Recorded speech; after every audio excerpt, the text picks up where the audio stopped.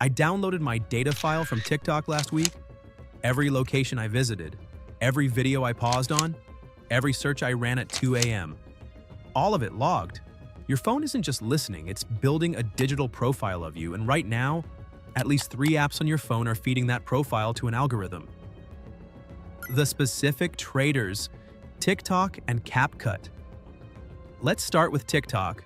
Most people think they're watching short videos, but behind every scroll, pause, and replay, the app is collecting device identifiers, interaction patterns, location data, and technical specs about your phone. Security researchers have flagged how aggressively TikTok gathers data compared to other platforms. ByteDance, its parent company, has faced investigations from multiple governments.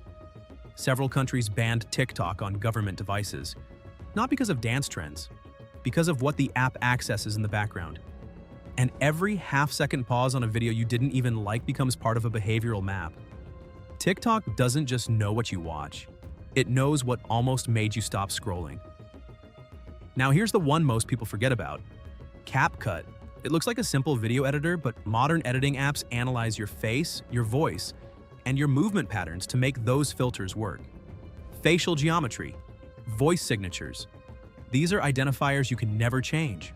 Your password gets stolen, you reset it, your face gets mapped into a database. That's permanent. CapCut is owned by the same parent company as TikTok, same data ecosystem, same concerns, but the apps you know about aren't even the biggest problem. Check your phone right now. Is background app refresh turned on? If it is, apps are collecting data even when you're not using them. You're leaking and you don't even know it. The invisible leak. Shopping apps and ghost apps. Temu, Shine, AliExpress. Millions of people downloaded them because the prices felt like a loophole. $5 jackets, $2 gadgets. But cybersecurity analysts have raised concerns about how these apps operate behind the scenes. Some request permissions that have nothing to do with buying products. Device state information, storage access, location tracking, behavioral data that goes way beyond recommended products.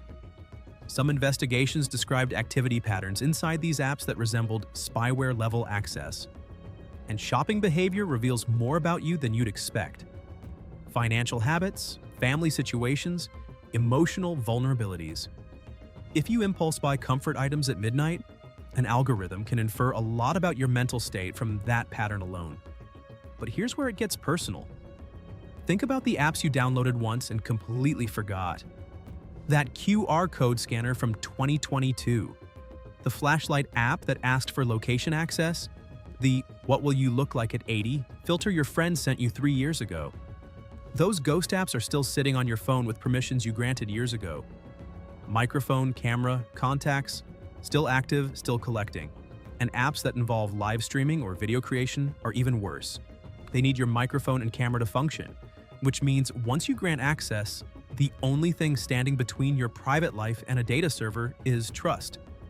Permission systems were designed to give you control. But years of constant pop-ups trained you to tap allow without reading, games requesting contact lists, flashlight apps requesting location. Nobody stops to ask why. Sort your apps by least recently used right now. Anything you don't recognize or haven't opened in months? Check its permissions. You'll be surprised. The truth about selling your data. Now, the framing you hear everywhere that apps are selling your data to strangers is usually a simplification. Most companies don't package up a file with your name on it and email it to a buyer. What they do is expose your behavioral profile to algorithmic systems, ad targeting networks, prediction engines, machines that learn your patterns better than the people closest to you. That's not a less serious version of the problem, that's a worse one. The 3-minute privacy audit survival guide. Here's what you actually do about it. 5 steps, 3 minutes. Do it right now while watching. Go to Settings, then Privacy, then App Tracking Transparency. On iPhone, you'll see every app that asks to track you. Turn off anything that doesn't need it. On Android, go to Settings, Privacy, Ads, and opt out of personalization. Go through your app permissions. Location, microphone, camera, contacts. One question for each app.